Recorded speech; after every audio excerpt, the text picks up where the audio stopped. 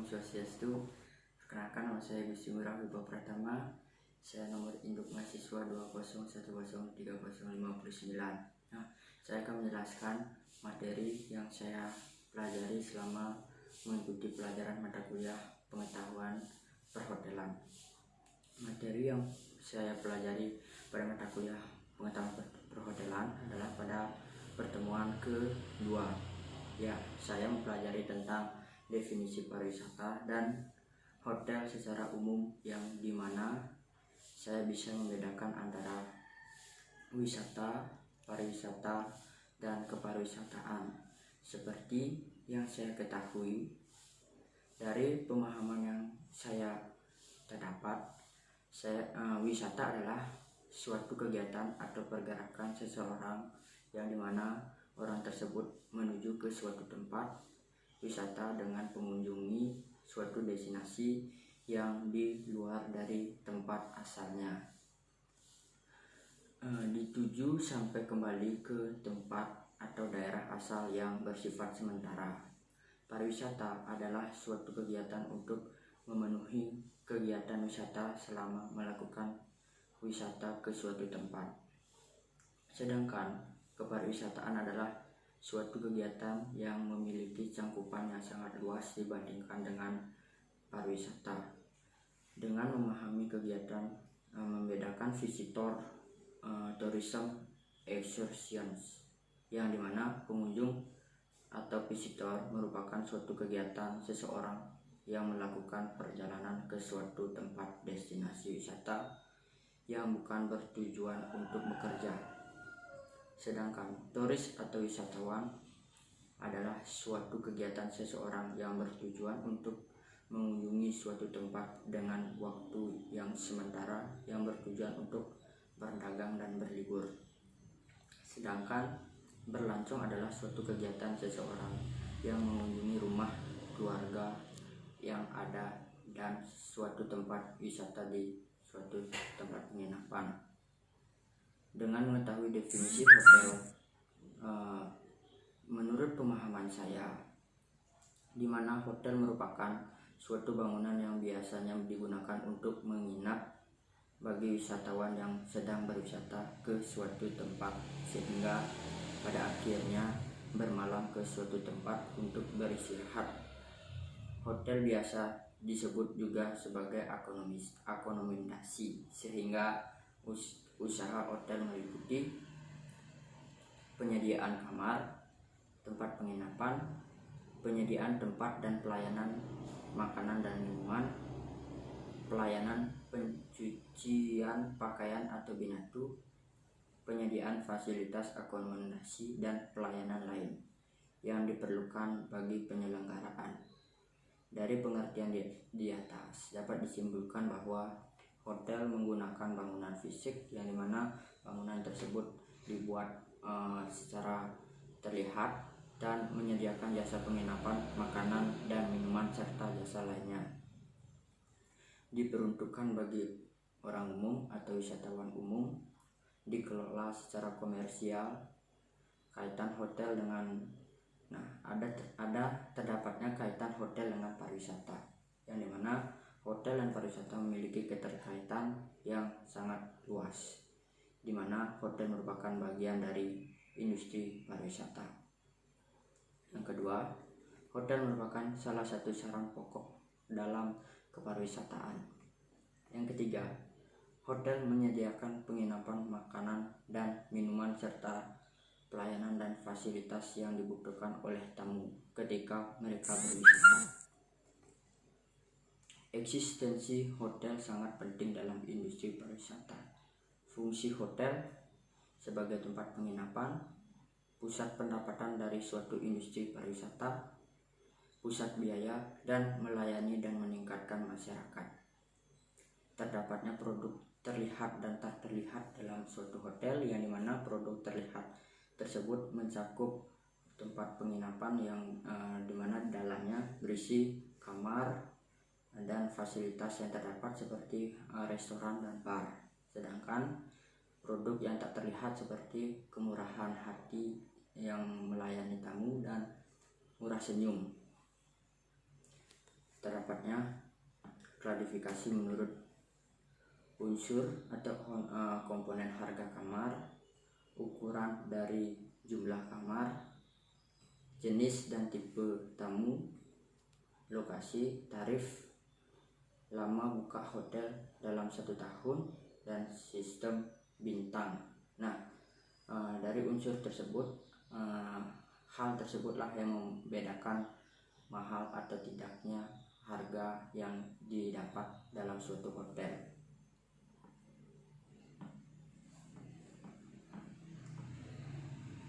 Klasifikasi hotel. Klasifikasi hotel biasanya berdasarkan komponen harga dan kamar. Yang membedakan harga pada suatu kamar, saya berikan contoh seperti full American Plan, modified American Plan, continental atau Bermuda Plan, dan Europa Plan. Nah, tersebut dilihat sebagai di dalam suatu ruangan terdapatnya, di dalam itu terdapat fasilitas yang berbeda, sehingga yang mengakibatkan mahalnya suatu kamar adalah dari segi bentuk dan fasilitas yang didapat dalam suatu kamar tersebut.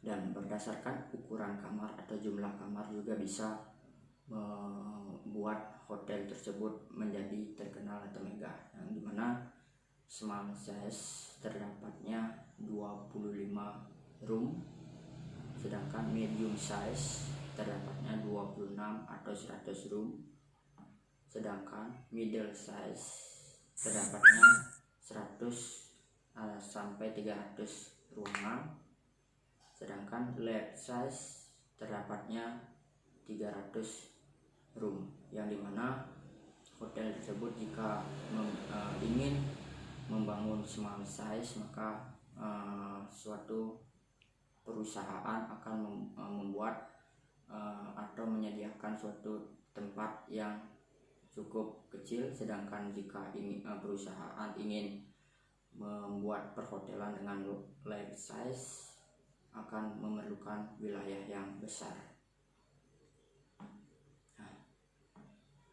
Terdapatnya suatu departemen dalam suatu perhotelan, yang dimana departemen yang pertama menjelaskan eksekutif departemen, yang kedua front office departemen, yang ketiga housekeeping departemen, yang keempat accounting departemen, dan yang kelima personalia atau HRD departemen, yang keenam engineering departemen, yang ke-7 sales and marketing departemen, yang ke-8 security departemen. Nah, saya akan menjelaskan apa itu departemen front office. Departemen front office adalah suatu departemen yang paling terlihat di dalam sebuah perhotelan.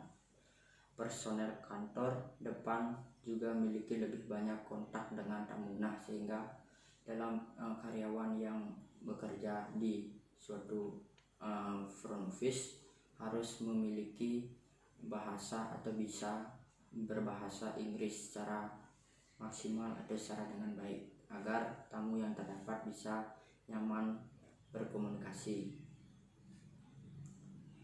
Meja depan biasanya merupakan titik fokus aktivitas untuk kantor depan dan terletak secara mencolok di lobi hotel. Ini adalah departemen yang membuat kesan pertama dan terakhir pada tamu, informasi dan layanan. Yang membuat pesan pertama dan terakhir itu disebut sebagai 1. Dapat menjual kamar, mendaftarkan tamu, dan tetapkan kamar tamu, yang membuat tamu semakin dekat terhadap karyawan front office, mengkoordinasikan layanan tamu, memberikan informasi tentang hotel yang terdapat fasilitas-fasilitas seperti fasilitas-fasilitas apa saja yang terdapat di dalam suatu hotel dan masyarakat sekitar, dan atraksi atau acara yang menarik bagi para tamu. Menjaga informasi status kamar yang akurat, menjaga akun tamu dan memantau kredit kamar yang akurat, menjaga akun, memantau kredit, buat laporan akun tamu, dan selesaikan penyelesaian keuangan yang tepat. 5 ciri dari staf layanan efisien. Yang pertama, senyum hangat atau murah senyum. Dan yang kedua, dengan kontak mata yang segar, jangan mudah marah.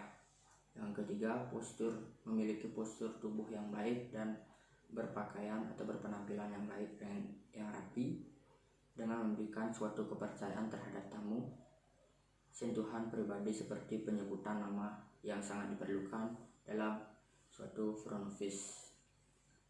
Kemudian saya akan menjelaskan departemen housekeeping, yang dimana departemen housekeeping adalah departemen yang memiliki tugas untuk menjaga, merawat, membersihkan, serta memelihara ruang hotel baik dalam maupun luar. Sehingga peran dari housekeeping ini sangatlah penting dalam menjaga atau menertibkan suatu kebersihan yang terdapat di dalam suatu hotel agar terjaganya kualitas hotel yang terdapat. Housekeeping hotel memainkan peran yang sangat vital bagi penyelenggaraan hotel. Peran tersebut tidak terbatas pada saat-saat tamu menginap di kamar saja, namun mencakup semua aspek pemeliharaan atau kebersihan hotel, seperti aspek hotel yang fasilitas fleksibel, yakni bangunan dan fasilitasnya agar terjaga. Kemudian saya akan menjelaskan arti dari food beverage. Nah, food beverage biasanya bertanggung jawab atas keseluruhan kebutuhan makanan dan minuman tamu di hotel. FB Departemen merupakan departemen pendukung hotel karena memperlancar operasional hotel dan memenuhi kebutuhan utama hotel atau tamu. Pimpinan tertinggi adalah Food Beverage Director yang membawahi Food Beverage Manager.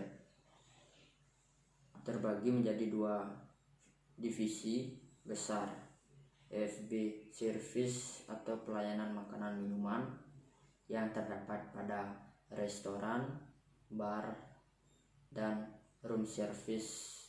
Yang kedua, FB Produk atau penanganan makanan minuman yang terdapat pada dapur yang gunanya untuk membuat atau masak makanan yang tamu inginkan, melayani kebutuhan makanan minum tamu secara langsung ataupun tidak langsung, mencatat segala pesanan makanan minuman tamu, menyediakan kebutuhan sesuai pesanan. Dan kemudian room service section. Nah, pada saat ini saya akan menjelaskan sales and marketing pada hotel. Saya akan menjelaskan mulai dari perbedaan antara sales and marketing, mulai dari strategi. Pada strategi marketing, para pemasar atau marketing akan selalu berusaha menjaga citra produk agar pelanggan bisa dengan cepat memutuskan untuk membeli salah satu produk yang ditawarkan atau dijual karena telah mengetahui kualitas dan brand produk tersebut. Sedangkan strategi sales, yaitu mereka tidak terlalu mementingkan bagaimana cara untuk menjaga citra dan brand tersebut, tetapi mereka lebih fokus kepada bagaimana cara mereka menawarkan produk ke target pasar dengan cara menginformasikan apa saja yang menjadi kelebihan produk tersebut supaya konsumen dapat tertarik untuk membeli produknya tersebut. Ruang lingkup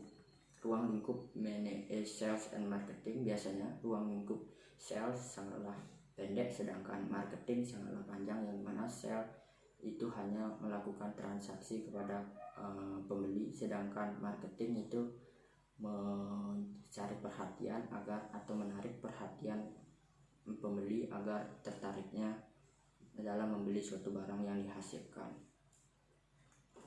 Nah, terdapatnya human resource.